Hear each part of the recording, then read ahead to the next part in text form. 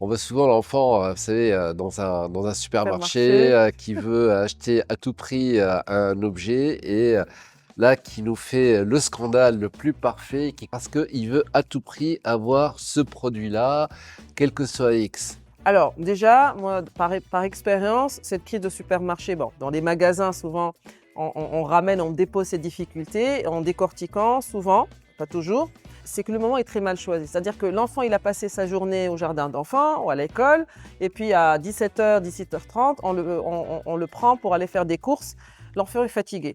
Il a envie de dormir, il a peut-être raté son goûter, et donc du coup, il a des besoins de base qui ne sont pas satisfaits, forcément, il est plus irrité. Autre situation, l'enfant, avant d'aller dans le magasin, on prépare les choses, on anticipe, on dit, écoute, ce qu'on va acheter, c'est ce qu'il y a sur la liste. Si dans le magasin, il fait quand même la crise, en fait, pareil, reste calme. La crise, c'est une tempête. On ne peut pas arrêter un orage. L'orage, il va venir, il va passer.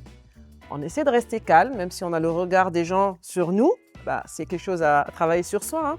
Mais on se dit, c'est sa tempête, elle va passer, on va parler tout à l'heure. Parce que si l'enfant fait la crise et qu'on cède, encore une fois, qu'est-ce qui fait passer comme message?